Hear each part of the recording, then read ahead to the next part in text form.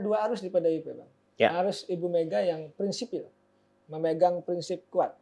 Kalau yang menang ya di pemerintahan, Ya. ya kalau kalah ya oposisi. Ya, konsisten. Iya, bahkan ya yang arus kedua dulu. Arus kedua itu ada Mbak Puan dengan suaminya. Oh. Yang lentur. Oh. Dia ingin juga gabung ke yang menang.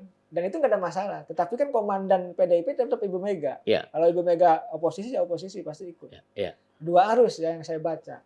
Nah, kalau saya melihat, ada juga pandangan dari petinggi PDIP mengatakan, kemarin sebelum pemilu, Bang, kami ini katanya sudah beroposisi sebelum waktunya. Kalau misalnya PKB ada nggak kemungkinan dia menjadi oposisi?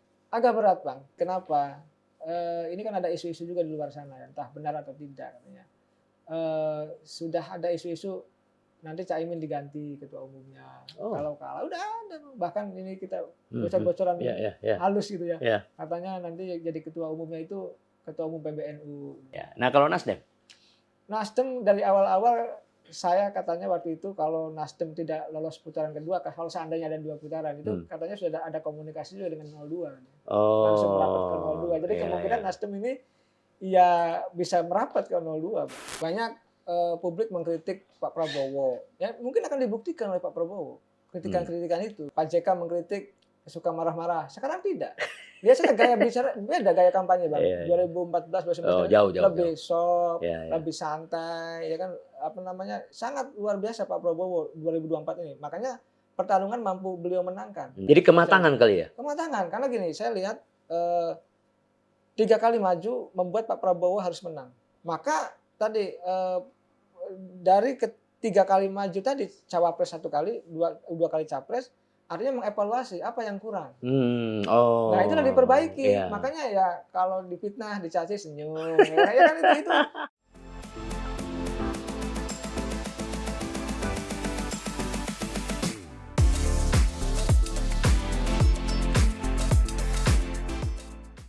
Sobat Panangian, kali ini saya mengundang orang sangat spesial. Mengapa saya sebut seorang sangat spesial? Karena beliau ini adalah seorang pengamat politik dari Universitas Al-Azhar yang sangat sering diundang oleh para narasumber atau host televisi untuk memberikan pandangannya tentang perkembangan atau dinamika politik. Mengapa saya mengatakan beliau ini seorang yang istimewa? Karena pandangan-pandangannya itu sangat clear dan clean. Atau clean dan clear. Jadi oleh karenanya kita akan mendengar bagaimana pendapatnya tentang dinamika politik yang sekarang ini dalam proses perhitungan real count, ya kan? Jadi siapa lagi kalau bukan Kang Ujang Komarudin. Saya sapa dulu. Selamat datang Kang Ujang. Siap, Bang Panangian. Anda sudah mendekati 10 tahun ini jadi apa? Menuju 10 tahun menjadi pengamat politik. Iya. Iya kan? Ya, betul, nah, dan semua pandangan-pandangannya selalu clear, ya kan? Nah, jadi itu yang membuat saya penasaran dan terima kasih atas kedatangannya. Ya, suatu kehormatan nih, Bang. Saya juga suatu kehormatan jadi host Anda. Nah, melihat dari perkembangan quick count yang baru berakhir sekarang mungkin udah 90 lebih ya, udah mendekati 100. Banyak orang yang kaget, termasuk yang menang ya, termasuk yang menang karena tidak menyangka tingginya angka quick count dibandingkan dengan survei yang terakhir. Profesor Burhanuddin Muhtadi itu 51, sekian. Jadi dia nggak berani memberikan statement apapun ya. Kemudian juga poll tracking dan seterusnya. Ya, yang paling tinggi LSI DNJA 53,5. Itu sekitar 8 hari sebelum pencoblosan. Tapi hasilnya gimana coba? Ya, saya juga kaget, Bang. Ya, dengan gitu ya? Ya, hasil quick count ya. Ya quick count-nya metode ilmiah, tapi tadi prediksi pengamat, prediksi akademisi itu di luar dugaan. Nah, kenapa? Mungkin ada banyak faktor. Pertama, saya melihat begini. Awalnya masyarakat ragu bahwa misalkan Prabowo Gibran itu menembus angka 50%. Itu semua ragu. Itu dia. Ya, ragu. Itu 100% benar. Ya, karena begitu ada 3 kandidat capres cawapres kan suara terfragmentasi. Ya, terfragmentasi ke ya. 3 kandidat 01, 02, 03. Ya. Artinya jangan lupa kekuatan tenaga 01 juga kuat gitu kan. Ya. Masanya juga besar. 03 juga sama, habis-habisan mati-matian berkampanye kan. Ya. Tetapi memang kalau kita baca satu keraguan itulah yang membuat para pengamat tadi memprediksi bahwa ada yang bilang 1 putaran, tapi samar-samar. Samar-samar. Kebanyakan ya, kebanyakan ragu. 2 putaran. Iya. Nah, saya kalau bisa boleh mengatakan Bang, ada beberapa faktor ya. Pertama, saya tuh malam-malam cek-cek Bang. Semua kubu saya cek karena ada dekat di kubu 01, 02, 03 ada junior saya yang di sana saya cek. Saya cek ke 02 ya mungkin dari data internal mereka mengatakan malam itu sebelum pencoblosan bahwa ada yang mengatakan petinggi 02 bahwa alhamdulillah katanya sudah bisa 1 putaran. Nah, dari situlah saya sebenarnya yakin. Tapi 1 malam terakhir ya? Iya, 1 malam. Jadi malam saya cek, besoknya pencoblosan. Itu mereka sudah yakin bahwa itu 1 putaran. Tetapi memang angkanya di luar dugaan tadi, Bang. Tetap mereka nggak punya angka seperti itu ya? Angka seperti itu. Nah, mungkin 52 tuh. Mereka Bang katakan ya begitu saya kontak lagi besoknya ya istimewa katanya, di luar ekspektasi kami. Artinya ada juga suara-suara yang di luar dugaan mereka. Nah, saya melihat ada beberapa faktor. Pertama, bisa jadi saya melihat ya konsep slogan keberlanjutan itu laku. Lakunya ada banyak faktor nih Bang. Pertama, laku bisa jadi karena kebijakan-kebijakan pemerintah. Kita tahu, mohon maaf ya kalau saya boleh mengkritik, Pak Jokowi kan tindakannya, imannya lah ya. Iya. Walaupun ucapannya belum jelas tapi kan sangat clear. Dengan tindakannya bahwa mendukung anaknya, simbol-simbolnya ya. Sangat jelas. Oleh karena itu saya melihat gerakan Pak Jokowi misalkan selalu membuntuti Pak Ganjar. Dia ke Papua bersih-bersih, ke NTT itu bersih-bersih. Itu bagian kenapa suaranya Ganjar juga nggak naik, Bang. Ya, ke Jogja Pak Jokowi selalu hadir, di Semarang juga hadir. Itu bagi saya orang politik, saya sudah menganalisa di banyak televisi, saya bilang ini bersih-bersih. Dan itu sesuai dengan prediksi, suara Ganjar nggak tinggi. Karena begitu Ganjar turun ke bawah, berkampanye habis-habisan dibersih-bersih sama Pak Jokowi. Nah, ini menjadi persoalan. 1. Yang kedua, saya lihat kemarin Bang habis saya dari TV itu pulang malam lah jam 12. Karena lapar gitu ya. Saya ke warung kopi, makan Indomie lah. Ternyata ada banyak yang kenal saya lah. Tapi orang baru, saya nggak kenal. Tapi menyapa saya, Pak Ujang katanya. Saya nggak setuju nih katanya. Bahwa menang ini karena bansos katanya gitu. Tapi suka tidak suka Bang. Mohon maaf, politik kita itu ya yang namanya pemberian itu menjadi penting dalam politik. Kan kalau kita lihat ada tiga tas Bang, kalau saya sebut ya. 3 tas itu begini. Pertama, kalau orang mau menang itu popularitas. Harus punya tuh. Yang kedua, elektabilitas. Yang ketiga, kan isi tas. Nah, isi tas ini banyak macam-macam. Ada sifatnya sumbangan, ada sembako, ada BLT dan lain sebagainya. Dan ini kan sudah teruji, Bang. Kekuatan BLT itu sudah teruji di zaman Pak SBY.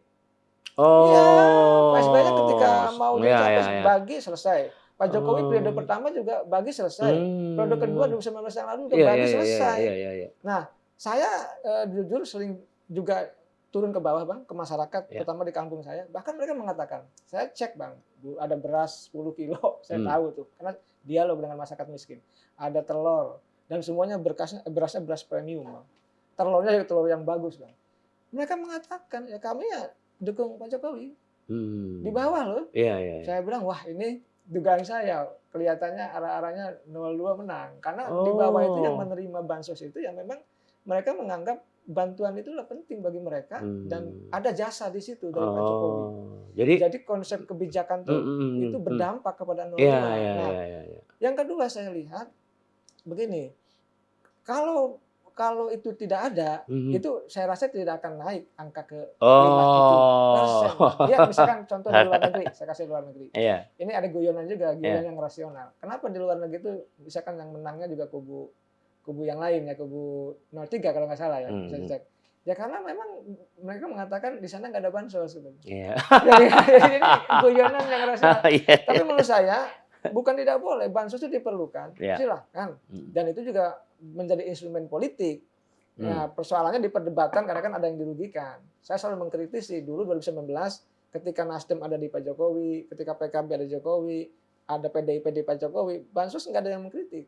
Oh, 2019 begitu Pak iya. Jokowi eksekusi bansos nggak ada. Cuma karena beda kubu, PDIP kubu 03, Ya. Nasdem dengan PKB di 01, akhirnya bansos yang dianggap menguntungkan 02 itu kan dikritik. Kan itu sebenarnya Iya, iya, poinnya. iya, Tapi iya. apapun itu menurut saya di kita dengan mohon maaf raw material Bang, pendidikan masyarakat Indonesia yang masih rata-rata belum lulus SMP, Ya. maka kebutuhan terkait dengan bahan pokok, kebutuhan finansial itu menjadi penting. Penting ya. Kalau boleh saya katakan ada 3 teori yang saya bisa jelaskan Bang. Nah, kita sambil santai ya. Iya.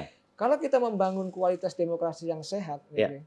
ya, itu paling tidak 3 faktor yang penting. Yang pertama adalah membangun kualitas pendidikan. Jadi kalau pendidikan masyarakat masih rendah, jangan berharap Bang pemilunya baik. Ya, ya. Jangan berharap pemilunya bagus. Mungkin secara prosedural jalan, seolah-olah, tapi secara substansi ini tidak akan bagus. Kenapa? Masyarakat memilih bukan berdasarkan rasionalitas, bukan berdasarkan visi misi. Makanya visi misi masih, mohon maaf, setengah nggak laku. Ya, yang banyak adalah persoalan misalkan gimmick, persoalan bantuan dan lain sebagainya. Ini fakta. Yang kedua soal tingkat pendapatan masyarakat. Kalau masyarakatnya masih miskin tadi, masih yang bisa diterima bansos, itu juga demokrasi tidak akan berjalan dengan baik. Karena tadi perut lapar juga susah.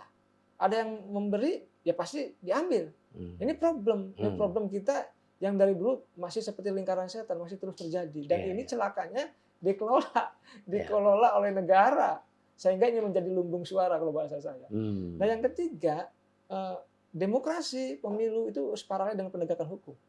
Jadi kalau hukumnya itu nggak tegak, tebang pilih, nggak berkeadilan, sulit, rusak. Kenapa?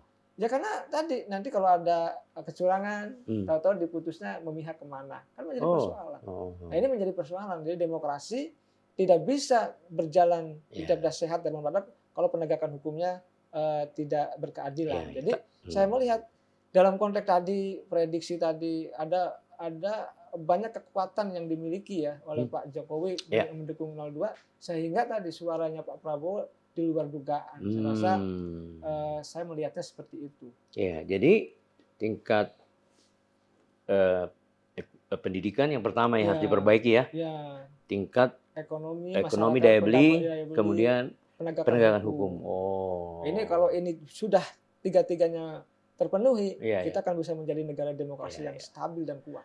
Nah, kalau kita pandang misi dari 02 lah katakan, dia akan memberi makan, memberi gizi lah, terus meningkatkan daya beli guru, memutihkan kredit-kredit yang tidak jelas selama ini kepada petani dan nelayan ya, kemudian minum susu dan makan gratis. Artinya itu kan juga akan membangun sumber daya masyarakat. Ya, saya sepakat. Ya kan. Nah, jadi maksud saya, Anda bilang tadi pendidikan secara gradual pasti akan naik 5-10 tahun. Artinya kualitas demokrasi yang kita inginkan itu pasti akan makin baik dong. Ya. Pak Prabowo juga mengatakan akan membeasiswakan ke luar negeri. Iya. Kalau nggak salah berapa 10.000 juta. Ya, tenaga pengajar. Yang memiliki kualifikasi ya. Itu penting. Karena gini SDM. Kita ini mohon maaf ya, negara besar, tapi mohon maaf kita tidak punya Google misalkan. Kita tidak punya teknologi unggulan. Apa yang kita banggakan sebagai negara? Ini penting membangun kualitas pendidikan tadi. Jadi disitulah sebenarnya kalau dulu saya baca buku Bang. Terus satu lagi tambahan, maaf, menggratiskan sampai perguruan tinggi kalau nggak salah. Ya itu luar biasa itu ya. Itu luar biasa. Jadi anak-anak dari keluarga yang katanya Unhan saya dengar kemarin ya di wisuda ada dokter yang benar-benar tukang ojek bapaknya Pak. Sangat dan 120 IQ-nya katanya. Nah, disitulah kenapa Pak gratis semua. Menang. Luar biasa. Dia punya program yang bagus dan bisa direalisasikan. Kita tunggu. Saya merasa gini Bang, saya orang miskin Bang. Orang kampung gitu ya.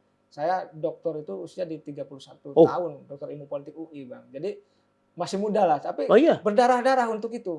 Maksud saya anak bangsa yang lain, janganlah seperti saya berdarah-darah untuk untuk mendapatkan Ya, pendidikan yang tinggi. saya paham. Berikan beasiswa itu Iya, iya. di luar negeri. Artinya bisa jadi 10 kayak Kang Ujang. Nah, saya berdarah-darah, susah gitu ya. Untunglah mampu ya nggak? Iya, Yang lain-lain belum badan tentu. kurus kering, sekolah. Iya, jadi saya melihat Pak Prabowo bagus dalam konsep Iya, itu, artinya SDM, ya. saya sepakat karena saya merasakan, saya orang pendidikan, Bang, Luar biasa, dosen 17 tahun. Ya, ya. Saya berkarir dari bawah untuk menapaki sampai sekarang.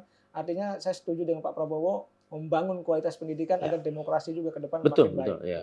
Dia membangun sekolah unggulan di setiap kabupaten, Betul. membangun rumah sakit yang sangat sama kelasnya dengan provinsi dan kabupaten-kabupaten. Betul. Jadi pendidikan, kesehatan, berarti pendidikan SDM. Ya, kesehatan, terus gizi di dalam kesehatan itu. Betul.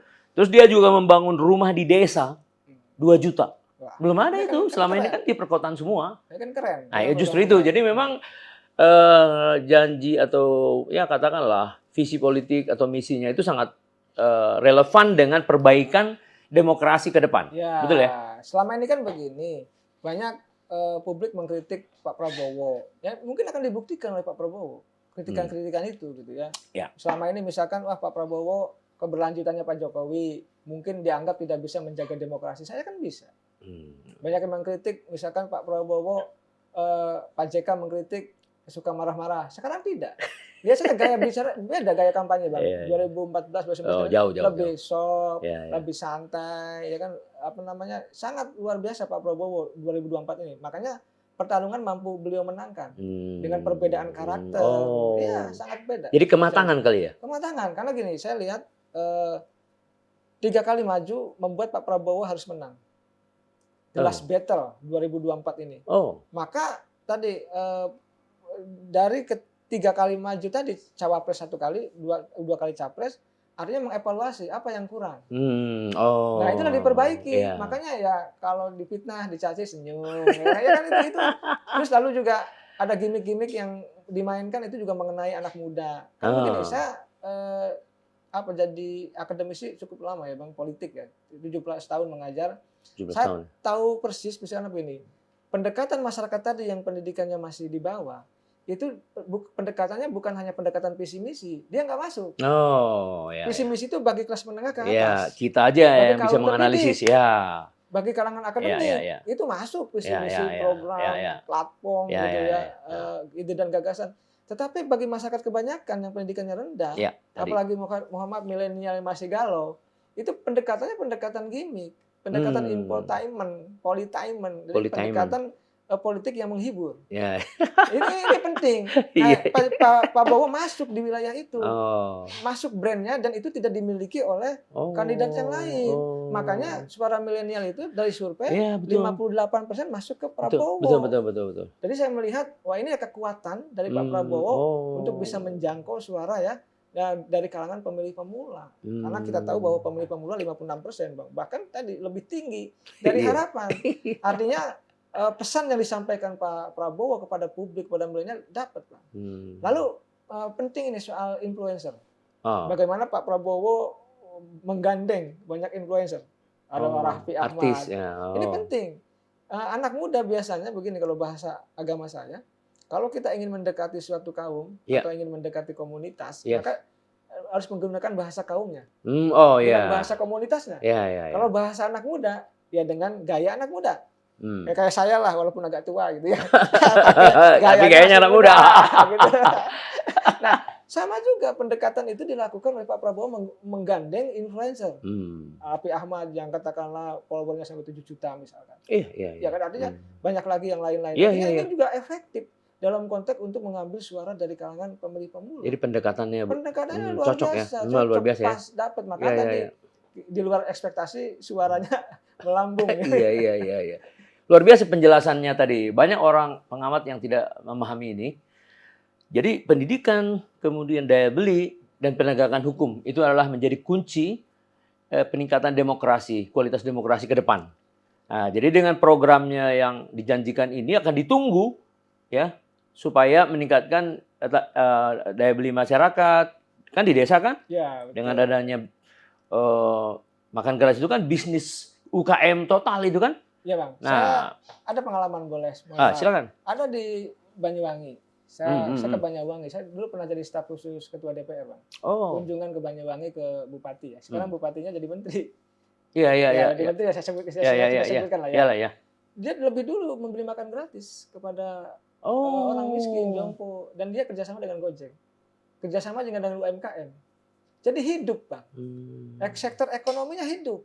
Jadi Gojek juga hidup, semua hidup. Iya. Dan itu sebenarnya sudah uang beredar kan? Beredar. Iya. Dan itu sudah akhirnya di dalam skala daerah. Iya. Terbukti ya. Terbukti. Artinya saya meyakini kalau ini dipraktekkan skala nasional ini luar biasa dahsyat. Dan pergerakan ekonomi akan Anda saksikan sendiri di Banyuwangi ya. Jadi saya melihat wah ini luar biasa kalau nasional. Iya. Banyak masyarakat yang akan menikmati itu sebagai sebuah berkah dari kampanye begitu. Iya, karena begini selama ini kan begini. Publik kenapa tidak suka politik? Cenderung ketika menang ditinggalkan. Iya, bagaimana misalkan masyarakat kelas bawah ingin bertemu anggota DPR sulit, Bang. Untuk ke Senayan itu menghadapi banyak tantangan dan rintangan untuk bisa ketemu wakilnya aja. Iya. Nah, dalam konteks seperti itu, maka yang harus dilakukan oleh Pak Prabowo dan Gibran yang membangun tadi, merealisasikan janjinya itu agar masyarakat senang. Oh betul katanya, saya dikasih susu dan itu janji kampanye. Saya dikasih makan gratis dan itu sekolah gratis dan itu menurut saya akan ada pergerakan pembangunan bangsa ke depan. Iya, sekolah unggul. Ya, tuh. Dan gini, ada satu teori lagi yang ingin saya boleh katakan ya, Bang. Ada kalau kita ingin naik tingkat derajat ya. Kalau Abang kan udah sukses ya. Ini bagi masyarakat yang lain di Indonesia ya. Kan harus ada pergerakan vertikal, namanya teori mobilitas vertikal. Oh, mobilitas vertikal. Dari mobilitas vertikal ini harus dengan pendidikan yang baik. SDM yang unggul. Tadi pendidikan yang memang berkualitas. Nah, ini kalau anak-anak bangsa ini tadi ya dikasih susu, dikasih makan lalu dia menjadi sehat, ibu-ibunya juga sama. Dari perut juga sudah sehat, ini akan membangun generasi yang berkualitas. Sehingga dia akan menaikkan derajat hidupnya dari keluarga dengan sendirinya ya. Jadi kalau keluarga itu sudah derajatnya hidup hebat, maka negara juga akan tertopang. Multiplier efeknya ke situ ya. Saya melihat begitu, ini terasakan dari saya orang miskin, orang biasa, saya bilang Tuhan, kalau saya begini-gini aja saya nggak jadi apa-apa. Maka pendidikan saya, Bang. Saya merantau sekolah, saya pokoknya fokus saja. Saya dimaki-maki gitu ya, Bang. Ya dulu ada profesor saya, Bang. Pokoknya iya aja. Oke, bimbingan terus. Selesai. Tapi saya lakukan dengan sekuat tenaga untuk membangun mobilitas vertikal tadi.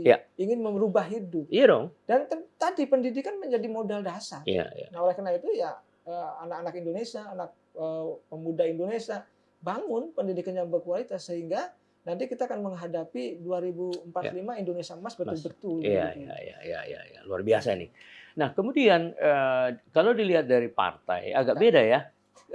Yang juara itu kan kalau nggak salah tetap PDIP ya. Dan nomor 2 Golkar malah. Nomor 3 Gerindra sampai hari ini ya. Itu apa itu? Fenomena apa itu? Nah, ada yang menarik di 2024 ini. Biasanya kan gini, figur itu ada koktel efek terhadap partai. Ini tidak. Iya. Kenapa tidak? Ini partai-partai juga belajar dari pengalaman, Bang. Ada yang diuntungkan, ada yang dirugikan.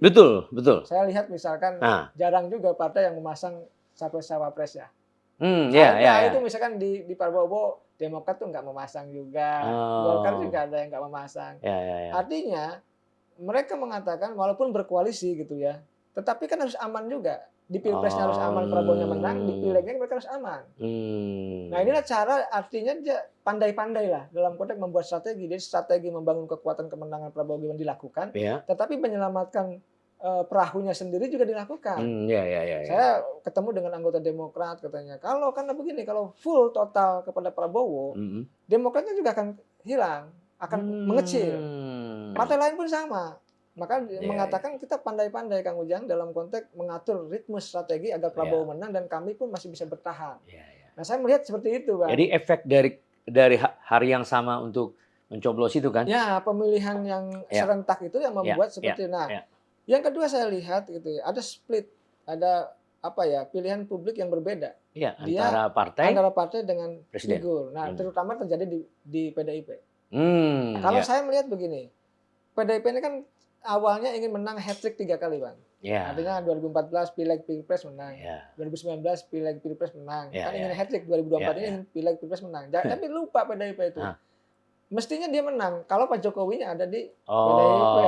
Nah, karena iya. Pak Jokowinya ada split di situ. Iya, split Jadi ya. sebenarnya membacanya kalau bagi saya sederhana. Oh. Kalau Pak Jokowinya ada di situ ya mereka juga akan menang. Nah, Ya, gitu. ya, Nah, ya. yang menarik adalah Golkar. Kalau Golkar saya dulu pernah membantu juga senior di Golkar, Bang. Saya pernah membuat teks pidato ketua DPR ya, Oh. itu dari Golkar dulu. Jadi saya dari akademisi. Iya, iya, iya. Saya melihat kalau Golkar itu yang dipasang di pileg itu petarung-petarung, Bang. Yang punya giji, yang kuat. Oh. Jadi dia tidak bersandar kepada siapapun capres-cawapres. Makanya ketika misalkan ketika Munas ya, ketika Rapimnas, ketika musyawarah nasional Munas, Rapimnas, kalau nggak salah Rakernas ya. Itu mengusung Pak Erlangga jadi capres tetap. Tapi yang diusung adalah Gibran sebagai cawapres kan. Ya. Artinya mereka tidak takut. Tidak takut kehilangan suara, tidak takut kehilangan pendukung. Yang ada sumbangan suara ke mereka. Karena yang dipasang di Golkar adalah cerdas ya. Orang-orang kuat, orang-orang yang bergizi, orang-orang yang punya uang. Sehingga suaranya bukan hanya stabil tapi naik. Ini pengalaman Golkar yang selama Orde Baru banyak pengalamannya. Nah, kalau PDIP Gerindra saya melihat ya tentu ya masih bersyukur ya karena Pak Prabowo menang. Tapi di saat yang sama turun yang diprediksi bisa menang, bisa menyaingi PDIP tapi ketiga katakanlah hasil quick-count. Nah, betul. kalau menurut saya kalau secara objektif ada kekecewaan dari masyarakat. Misalkan dulu kan banyak pendukung 212 juga. Gerindra gitu. Sekarang kan berpindah ke yang lain. Nah, ini juga mengurangi. Jadi saya melihat wajar kalau ada suara Gerindra berkurang. Itu yang saya lihat gitu. Karena mungkin 212 tidak satu kubu lagi. Nah, ini kan dulu kan Pak Prabowo ditopang oleh kekuatan itu.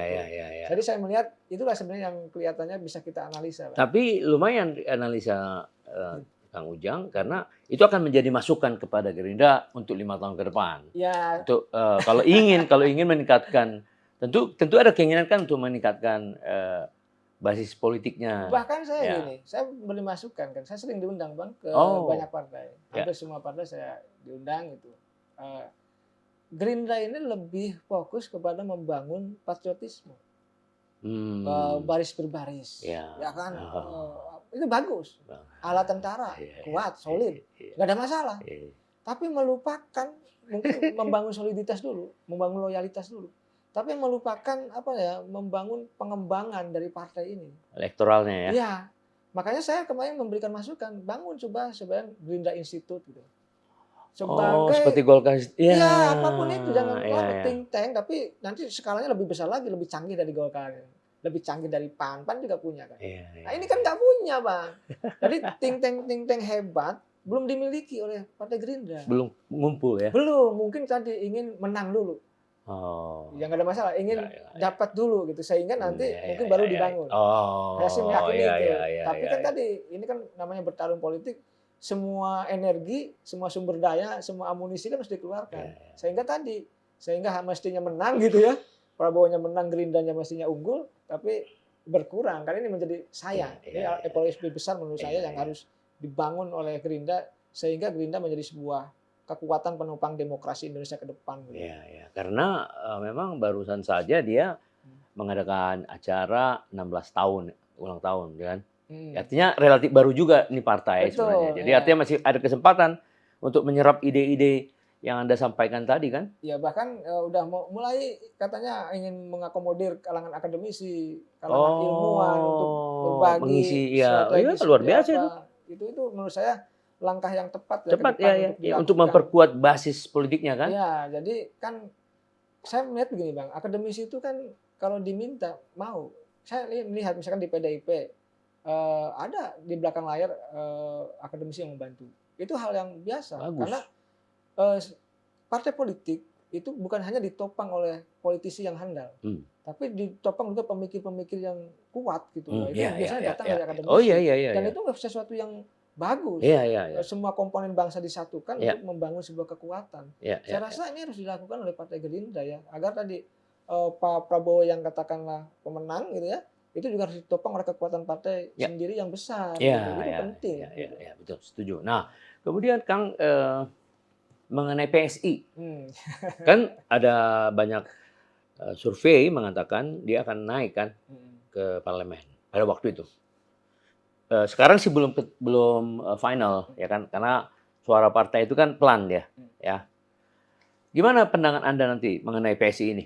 Saya mungkin pengamat yang kalau kata orang terlalu sentimen terhadap PSI. Katanya kritikannya selalu keras. Karena memang objektif. Objektif. Karena saya memahami betul mengklaim partai anak muda waktu itu. Tapi anak mudanya banyak yang keluar.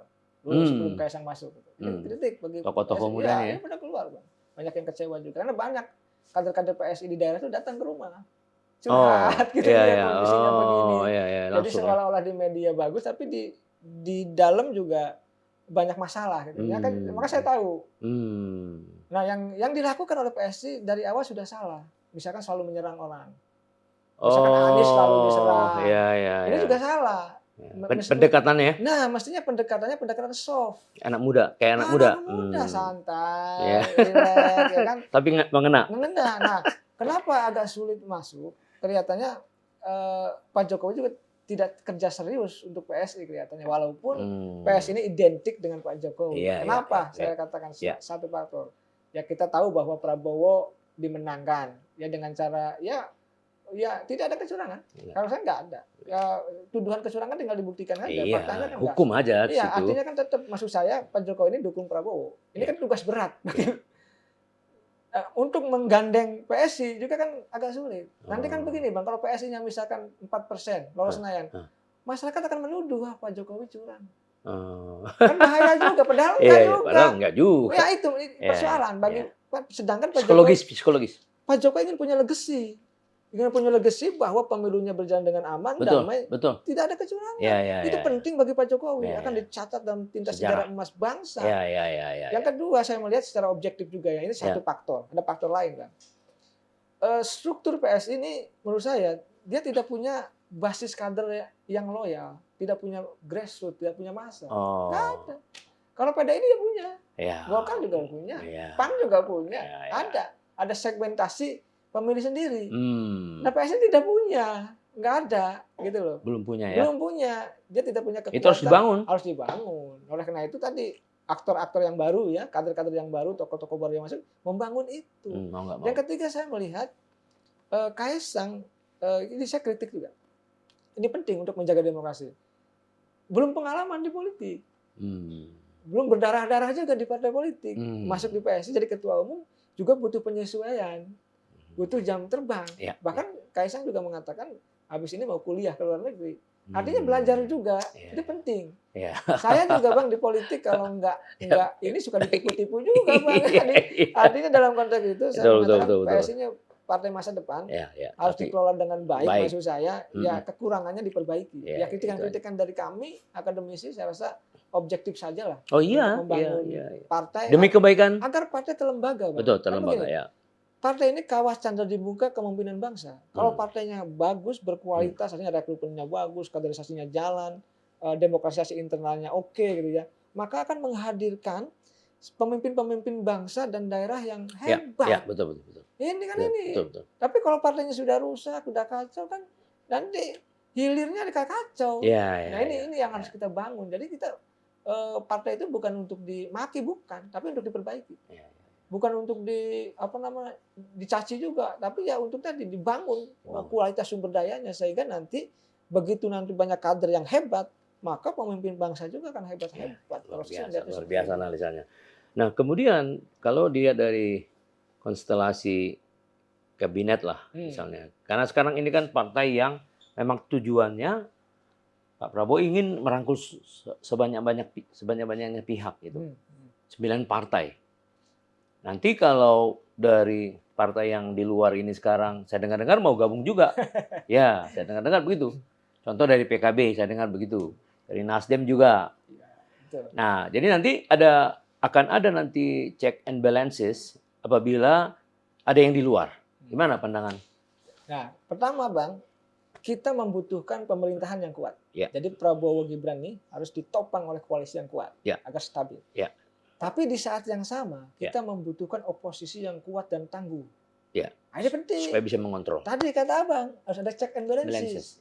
Tidak mungkin pemerintahan itu kuat ya, ada check and balance kalau tidak ada oposisi yang kuat dan tangguh. Ya, ya. Nah persoalannya di kita ini, daya tahan partai politik untuk menjadi oposisi itu punya nggak? PDI punya, Hanya PDIP. PKS punya. PKS punya, cuma PKS kemarin juga, misalkan saya boleh mengkritik juga ketika oposisi zamannya Pak Jokowi. Tapi ketika ada penambahan jabatan wakil ketua MPR, Bang, itu kan ikut juga, mestinya nolak dong. Iya, Demokrat juga ikut juga kebagian tambahan. Ini menjadi problem. Lalu di mana oposisinya? Nah ini oposisi campur aduk. Maksud saya dalam konteks beroposisi konsisten. Ketika dikasih jabatan, ya enggak, kamu gitu loh. Maksud saya dikritikan juga untuk partai politik. Nah, dalam konteks itu saya melihat, walaupun misalkan PDIP ditambah misalkan dengan PKS juga dekat dengan Prabowo. Ya katakanlah kalau seandainya menyisakan PDIP ya yang konsisten beroposisi lalu katakan ada PKS, itu juga kan hanya berapa persen, Bang? Kalau kan katakan PBB 16% ditambah katakan 8 ya kan berapa tuh? 24. Ya itu kan sebagai kekuatan oposisi yang kecil. Oh gitu ya? Nah, di parlemennya cuma berapa kursi? Ini menjadi problem besar. Nah ini sama mungkin. Nah logika pemerintah adalah pasti akan merangkul, akan membangun kekuatan parlemen yang kuat. Pak Jokowi itu sampai 80% lebih loh terakhir sebelum Nasdem katakanlah mencalonkan Anies gitu ya. Itu 80 akhirnya kan semua kebijakan itu dieksekusi semua. Walaupun mohon maaf kebijakannya misalkan tidak menguntungkan, misalkan revisi undang-undang KPK, misalkan ya lalu Omnibus Law itu kan rakyat menolak. Tapi karena kekuatan parlemennya kuat kepada pemerintah ya akhirnya DPR menjadi stempel.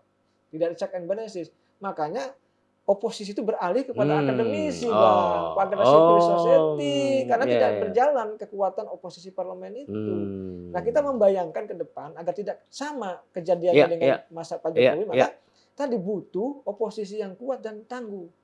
Tapi seberapa tangguh? Masalahnya begini, kalau oposisi, misalkan Abang ketua umum partai jadi oposisi, pasti dikerjai, Bang. Akan dicari-cari kasus hukumnya. Iya, akan ingat bagaimana Golkar. Dipecah. Itu ya bagaimana PDIP dipecah, bahkan ketua umumnya masuk penjara. Ya ini persoalan, ini menjadi bahwa inilah sebenarnya catatan demokrasi kita bahwa sejatinya menjadi oposisi itu butuh keberanian. Nah disitulah kejiwabesaran dari ketua umum partai untuk katakanlah menjadi oposisi menjadi penting, Bang. Kan begini, derajat tertinggi dari seorang politisi kan negarawan. Ya betul. Nah dalam konteks itu saya melihat, nah kan negarawanan itu bukan hanya di pemerintahan menurut saya. Justru kemuliaan itu ada juga dalam oposisi. Cuma memang tadi menjadi oposisi menderita. Karena oposisi itu pasti dekat dengan rakyat. Itu pasti. Makanya dulu kalau oposisinya benar, seperti PDIP, 2 periode oposisi menang, Bang. Ya karena ini kenapa PKS Demokrat itu tidak terlalu menang, karena setengah-setengah. Gerindra juga kan oposisi kan? Yang kapan? Di luar pemerintahan terus kan Gerindra? Iya, tapi kemarin terakhir dengan Pak Jokowi kan. Oh iya, tapi kan sebelumnya kan juga sama. Ya, 10 tahun. Kenaikan. Dalam konteks itu kalau oposisinya benar sebenarnya itu konsisten. Menguntungkan bagi partai itu. Karena begini, dalam 2 bejana yang berbeda, misalkan kalau bejana koalisi pemerintah, ini oposisi. Nah biasanya oposisi itu naik kalau pemerintahnya jelek. Oh ya. Nah sekarang itu kenapa PKS dengan Demokrat itu tidak terlalu, karena pemerintahnya dianggap approval ratingnya masih cukup lumayan. Angka tadi Kompas dikatakan 62 itu ya menurut saya walaupun turun masih tinggi. Iya. Nah kalau kepuasannya rendah baru oposisi itu akan naik, Bang. Karena 2 bejana yang berbeda gitu. Nah dulu kenapa Pak SBY Demokrat kalah kan banyak kasus korupsi di Demokrat, kan di banyak kadernya itu menjadi persoalan. Akhirnya ya oposisi yang naik. Sebenarnya itu sebenarnya dinamika dalam konteks mendapatkan dukungannya dari masyarakat. Nah, bagaimana nanti Pak Prabowo mengakomodasi portofolio yang diusulkan partai-partai yang sedang menang ini kan, Koalisi Indonesia Maju ini kan? Nah, Pak Prabowo sudah mengatakan akan membangun tim, membuat tim. Kalau dulu Pak Jokowi juga tim transisi gitu. Dan ini sangat lama, Bang, sampai Oktober ya, ini Februari kurang lebih 8 bulan. Nah, karena memang proses pemilihan belum selesai juga. Artinya ada perhitungan suara. Pengumuman masih resmi. Panjang, pengumuman resmi. Nah, artinya ini sebenarnya kemungkinan akan ada, kalau menurut saya bukan dialog, akan ada lobby-lobby. Antar kekuatan partai. Saya rasa, saya meyakini Pak Prabowo akan merangkul semua kekuatan. ada namanya koalisi rekonsiliasi kalau bahasa saya. Dan itu dibutuhkan oleh Pak Prabowo. Supaya pemerintahnya kuat dan stabil. Ya. Tetapi tadi kalau itu dilakukan tidak dibarengi dengan membangun oposisi yang tangguh dan kuat, ini juga berbahaya. Nah, ini agak repot. Oleh karena itu PR kita bersama membangun tadi bukan hanya membangun pemerintahan yang kuat, tapi Prabowo juga harus membangun ruang bagi oposisi untuk hidup. Ini penting, Bang. Ini negara demokrasi yang sejatinya ada check and balances. Sama, Bang, kayak ada tua, ada muda, ada bodoh, ada ada kaya, ada miskin, ada pintar, ada bodoh, ada langit, ada bumi. Ada keseimbangan di situ. Nah, demokrasi dan negara ini berjalan berbasis kepada keseimbangan. Itu yang bagus. Nah, dan demokrasi jadi menghadirkan semua komponen bangsa terlibat baik dalam konteks di pemerintahan maupun dalam konteks membangun oposisi seperti itu, Bang. Jadi tapi dari pandangan Anda saya lihat pengalaman Pak Prabowo yang seperti Anda bilang tadi caci maki apa segala macam, jadi artinya dia bisa menetralisir input yang tidak mempengaruhi jiwa dia. Jadi artinya dia akan memberi ruang pada oposisi dengan karakternya beliau yang sudah matang. Harusnya. Saya rasa harus ya. Harus, Bang. Pak Prabowo seorang kesatria. Ya, itu dia. Dan sudah terbiasa dia diserang dan segala macam, dan dia tidak mempengaruhi. Serangan-serangan itu tidak mempengaruhi kekuatan karakternya. Betul. Sehingga dia pasti memberikan ruang. Dia bukan mental yang lembek gitu loh.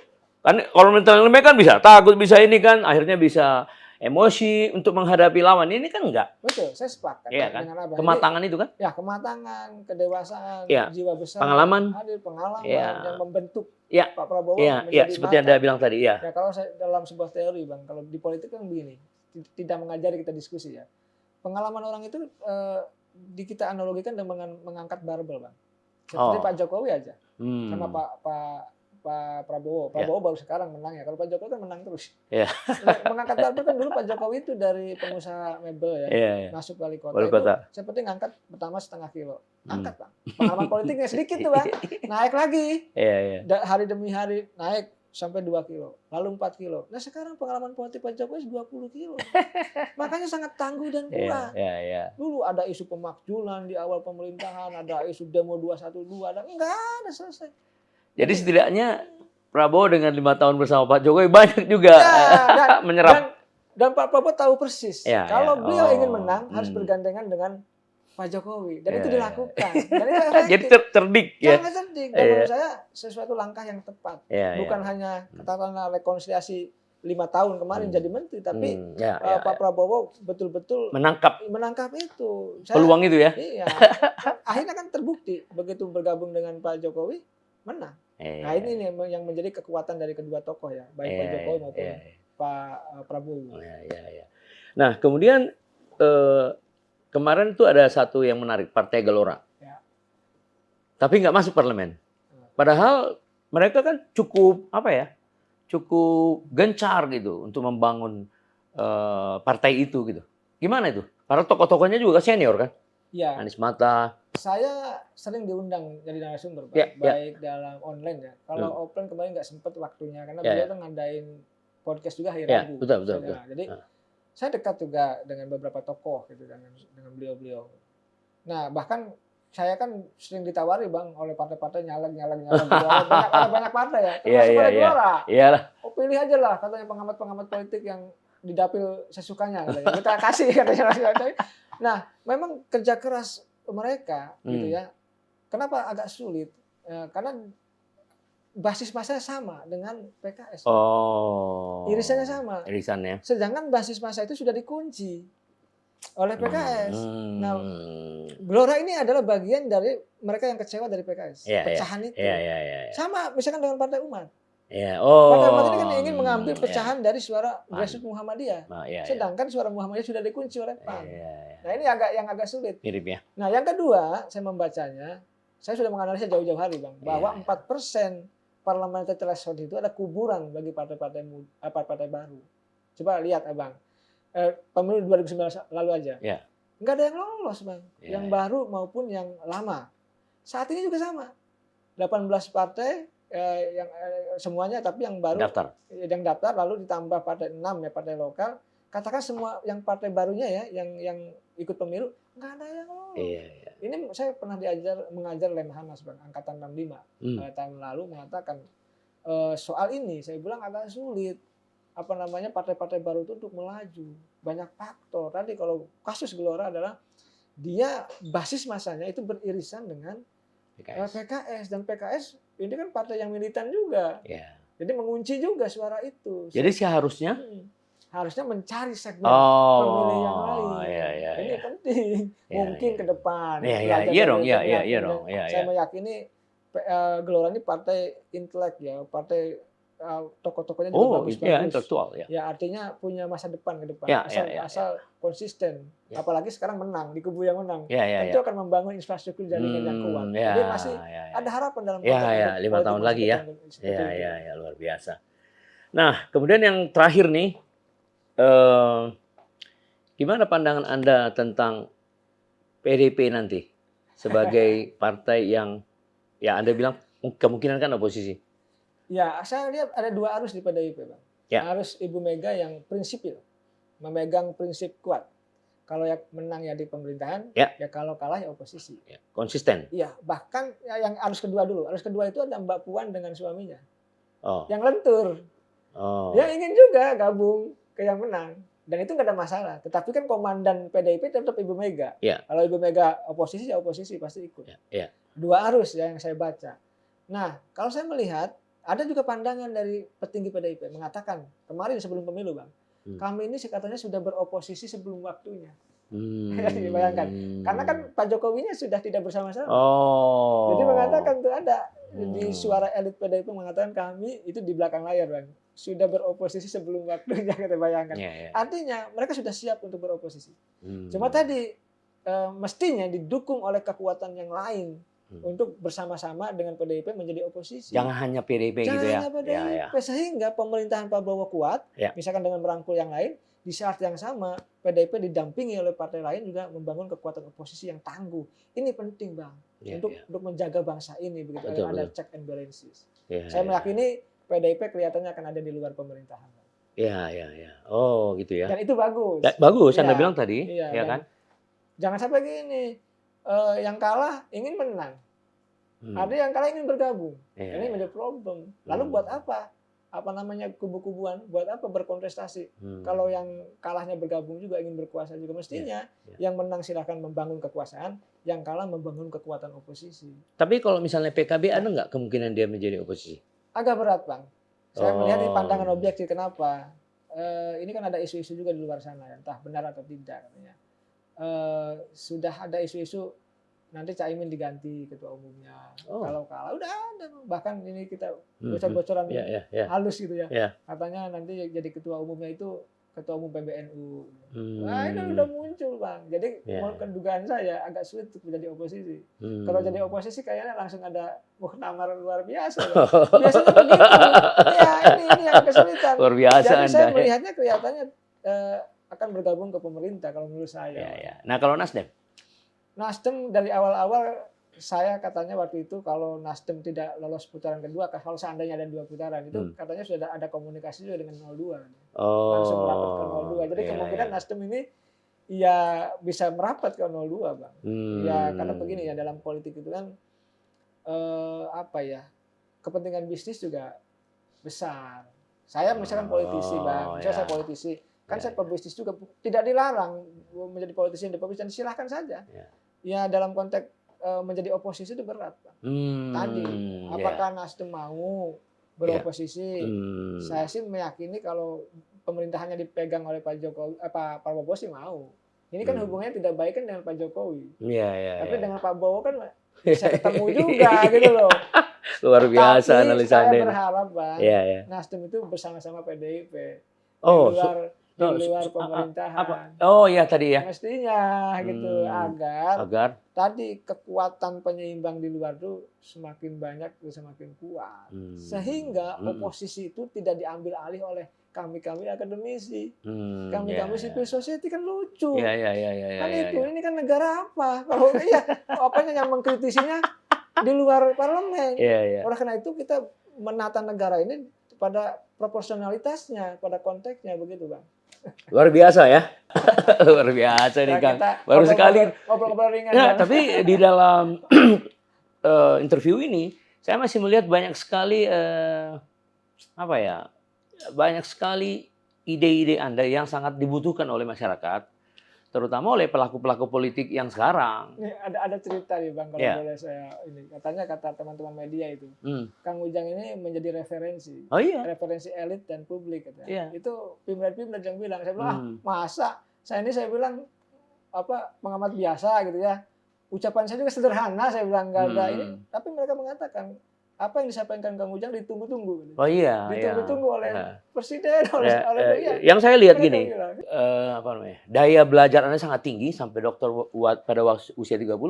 Pada saat yang sama, Anda sudah terjun secara praktis, ya kan, membantu dari daerah, kepala-kepala daerah. Jadi dari pengalaman itu kan, jadi ada kombinasi antara sintesa antara teori yang tinggi dengan praktek yang langsung. Oh, itu kan biasanya ilmu itu baru terasa matang apabila digabungkan, Pak. Nah, boleh saya tambahkan, Bang? Silakan.